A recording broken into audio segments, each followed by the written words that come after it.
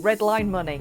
I'm Carolyn Wright, and with the expert help of David Roach of Independent Strategy and Richard Harris of Port Shelter Asset Management, we'll take a weekly delve into the future of the economy by finding out where their red lines lie and what you need to know as an investor.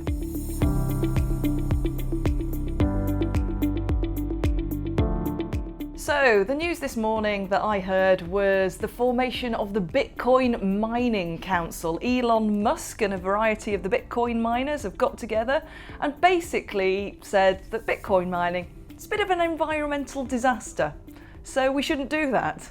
So I'm wondering what impact basically this is going to have on the cryptocurrency market and how it's going to change things. Well, I'd say two things, or several things. One is, if I looked for advice on digital assets of any sort, including cryptocurrency, I would not go to Elon Musk, who seems to open his mouth before he actually turns on the brain section. This is true. He bought Bitcoin and then claims he discovered afterwards that it uses as much electricity as Holland in order to mine it, and that was very bad. And as far as I know, his recent venture is into geopolitics, where he says we should all be super cuddly-uppy to that thug Putin. So if I was to look for advice on pretty well anything, except perhaps buying a car, though I don't particularly like them, I wouldn't go to him. The amazing thing about Musk is he seems to be able to say anything he likes on Twitter, and a lot of furrowed brows shake their heads. But a lot of the stuff he says is materially price sensitive to assets in the market. So why the regulators aren't getting more interested than they've had been in the past is extraordinary. And maybe it just shows, that it does help if you're one of the richest men in the world to do these things, because somehow there's a badge of honor associated with it. And I thought actually much more important than what Musk or what Powell, the head of the US Fed, said, and what the Chinese said, because they said the same thing. They said cryptocurrency is highly dangerous, could destabilize the system. And we really think that the only way forward is, if you happen to be American, for the Fed to take over this and look at it very carefully and control it very carefully. And the PBOC said, well, you can't trade in this thing because it's illegal in China already. And then they said, and you can't mine it in China, where 70 to 80% of Bitcoin is mined up on the frontiers of Mongolia. So essentially, what are we looking at? We're looking at the fact that the remaining Bitcoin that have to be mined can't be mined in China. As 70 to 80% of the mining of Bitcoins is in China, that means, despite the protests that all these so-called Bitcoin mines, which are actually just sheds full of computers, are going to be exported to someplace nice. This is a very good question. What I'm saying is this affects the supply, particularly Bitcoin, but to a lesser extent of more sensible digital currencies like Ethereum. So you've actually cut supply. They aren't being created as fast. So the price will go up. And the reason the price will go up is because everything the PBOC said, everything that Powell said, reminded me of why the Chinese want to get their money into digital assets outside of China, and why other people in the world are actually trying to get the hell out of the way of the corrupting power of fiat currencies, which is what central banks are doing, and get into Bitcoin.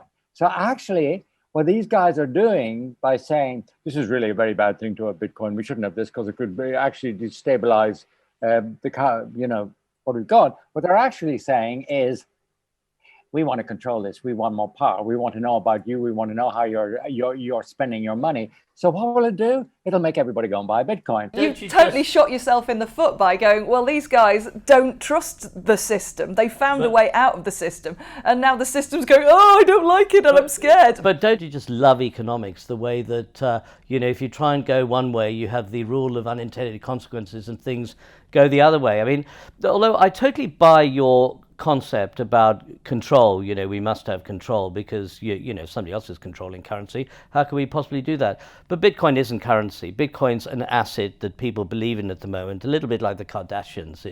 It's famous for being famous. I don't think Bitcoin is in any way a threat to established currencies. We're seeing people worry at the moment about, are digital currencies going to take over? Digital currencies, as proposed by the PBOC, the Fed, and 90 other central banks in the world, are not digital currencies, as people call Bitcoin, they are the digitization of the existing system. They're just getting rid of the bits of paper, aren't they? That's they? right. So that's a good thing, you know, and we're waving our octopus card around that we've been using since 1974. It's the same thing. So there is an interesting split here that people think that Bitcoin might take over. People think that Bitcoin is a great asset and it's going to go up, but it's not backed by anything. You can't pay for your it's MTR an abstract ride with asset. And as a result, you know, I think people are getting confused between what is real, what is likely to happen at the moment, and what's likely to be digitized in that space, and the Bitcoin space, which is totally different. But I disagree. Excellent. Bitcoin, and it's not just Bitcoin. I mean, I actually think Ethereum is a far more intelligent form of digital currency. I think their currency is okay. Why do I think their currency is okay? I think if you look at what a currency is, it's a network of people who accept it and its credibility. It is not backed by anything. There's no fiat currency in the world, not even the Swiss franc, which is backed by anything. So digital currency is backed by nothing. Fiat currencies are backed by nothing. The only difference is this. One, digital currency is in its infancy. If you go back to looking at the 30 years that it took to put the Federal Reserve together, you know, all the banks in America, not all, but many of the banks in America were issuing their own form of dollars. They all traded at different rates. They went up and down like yo-yos, just like digital currencies are doing today.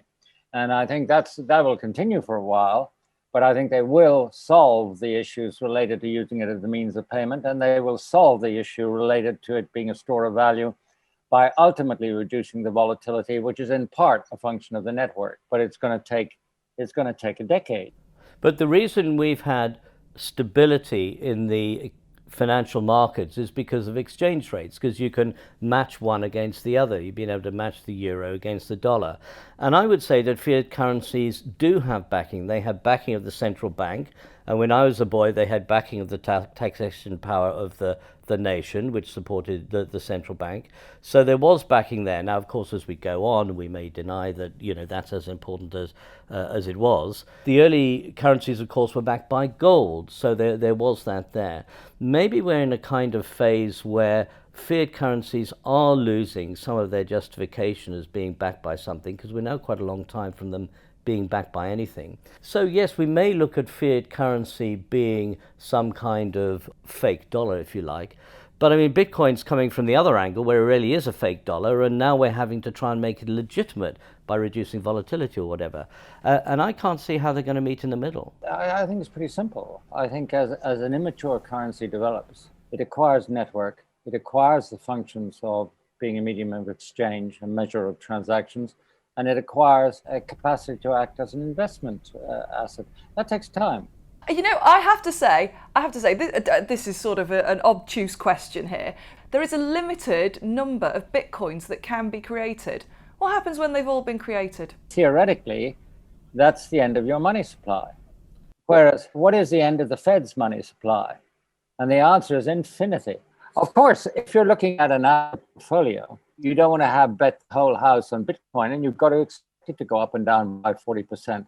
But that's part and parcel of the managing of the asset money side. The bigger problem, I think, on private Bitcoins is actually the transaction side.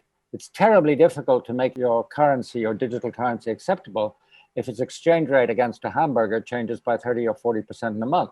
Looking at portfolio management for a second, which you just touched on, this is an interesting point, because Bitcoin, you might say, well, let's put a small amount in, 2%, 3%. It's volatile, but you know, we want something volatile in the portfolio to change the volatility mix. But the big question about volatility is, will Bitcoin be correlated to the existing assets in your portfolio or not? And it does look, especially, I don't know how leveraged people are in the Bitcoin market, but it's still pretty well a retail market. If the equity markets get hurt badly, maybe by the inflation story, if the bond markets get hurt badly, where's money going to go? It's probably not going to go into Bitcoin. So there's no diversification element in Bitcoin. The reality is that the price of all assets, including assets in which there is probably a fundamental supply and demand argument for owning those assets, like, for instance, copper, corn, soybean, and wheat, where I can see supply and demand balances, yet you get a whiff of liquidity going to reverse, and instead of pumping up assets, bringing down the value of assets, and those assets fall too. The reality is there is no diversification because the rising tide of liquidity has lifted the price of everything, including Bitcoin.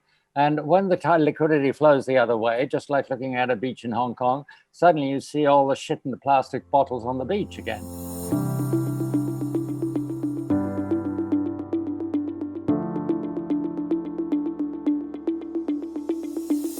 Redline Money takes the expertise of David Roach and Richard Harris as they talk markets, prices, bubbles and busts, and some even more interesting topics.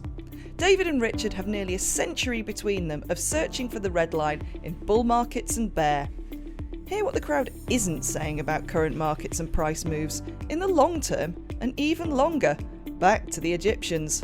See markets as an engineering system, a biological organism, or as the behaviour of subatomic particles. You don't get this anywhere else, and you know it makes sense. I'm your host, Carolyn Wright. Music is by Tim Moore of Pixabay, and Redline Money is produced in Hong Kong. It's available at redlinemoney.online.